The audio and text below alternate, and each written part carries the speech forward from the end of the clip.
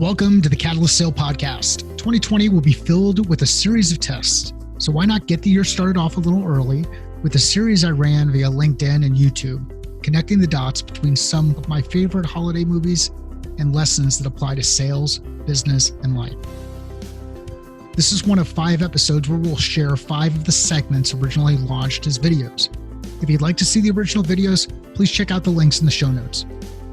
This sprint is brought to you by the Catalyst Sale Sprint of the Month. These sprints are designed to help you put the concepts discussed in the podcast into practice in your business. Let's get started. In Christmas Story, there is the scene when they are walking from home and they're walking to school. It's early on in the movie. And Schwartz is talking about how his old man said that it's true, if you stick your tongue to a flagpole in the middle of the winter, you'll freeze to it. And that his old man saw someone do this to the train tracks. Anyhow, they're going through the process of walking to school and they're building up this story. And the story is, look, here's the background information. Flick doesn't believe Schwartz. Schwartz is certain that his old man wouldn't be lying about anything like this. They go through the negotiation, and then all of a sudden, they're out on the schoolyard. And when they're in the schoolyard, the first thing Schwartz does is he dares. He double dares. I think the first one was he double dares. He double dares Flick to stick his tongue to the flagpole. Well, now Flick is like, this is stupid. I'm not going to stick my tongue to the flagpole. It's not going to stick. Then he double dog dares him. So now he goes through, and Ralphie's in the background, or the narrator's in the background, giving the etiquette of how the dare works. Again, building up this negotiation that ultimately is going to end up either in Flick sticking his tongue against the flagpole, getting stuck or not getting stuck, or them just deciding to break away. Well, Schwartz breaks etiquette, as the narrator says, and he triple dog dares Flick to stick his tongue to the flagpole. It's a long story around how sometimes by breaking etiquette, breaking up the pattern, you can help call people to action and shift the negotiation forward or shift things forward. If you continue to do the things that people expect, and I know I said from a guiding principle perspective, set expectations and execute flawlessly, but if you continue to do the things that people expect, you're not breaking patterns, and you might be running into a situation where they're not compelled to take action. Let me know what you think about this video. Tell me some of the patterns that you break, whether it's this time of year or it's any other point in the year, when you break those patterns to try to change a behavior, create a change in behavior. In Elf, there's a scene when they're in Gimbals and they're at the North Pole, and Buddy says, "Look, this is at the North Pole." Well, they've got some stuff, some decorations in there, and they kind of did the half-ass, so to speak, department store Santa setup. Anyhow, Buddy spends the night in quote unquote the North Pole, or spends the night in Gimbals, and he levels up the place. He builds out paper snowflakes, and he builds out Lego sets, and he takes stuffing out of pillows and uses it to create snow, and he creates this amazing North Pole. Then boss comes back in, and he's wondering who's gaming for his job, who's doing what to create this situation. Maybe it's somebody from corporate, maybe it's somebody gunning for his role.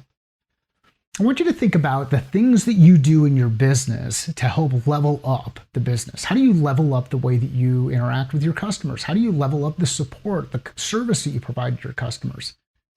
How many times do you decide not to level up because you don't want to look different or be different than somebody else, or you're worried about the unwanted attention or the extra attention that it might bring to you? Think hard about this, because there are many opportunities for you to level up and do just a little bit more to help take your customers to the next level.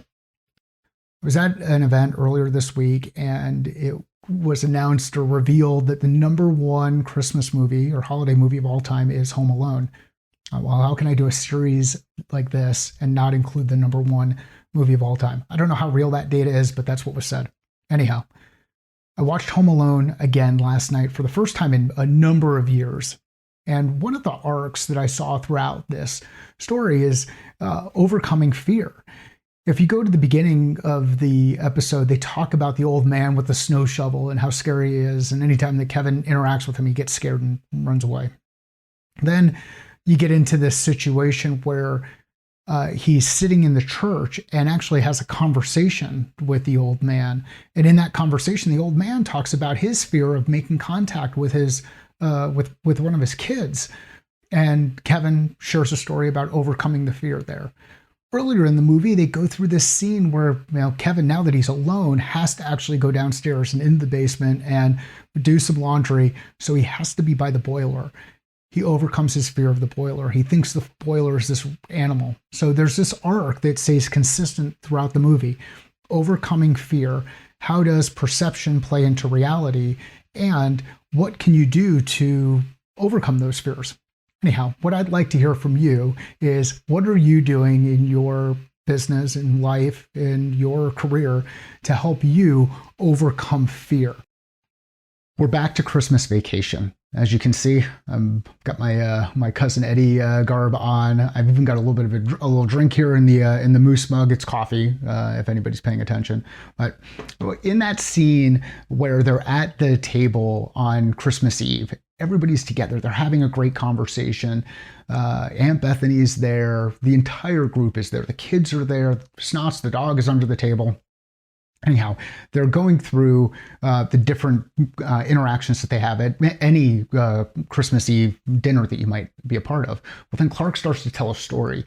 He says out loud, "Hey kids, I heard that a pilot reported seeing Santa's sleigh." The kids get excited, and then Eddie jumps in with, "Are you serious, Clark?" What this highlights for me is the importance of timing when asking questions.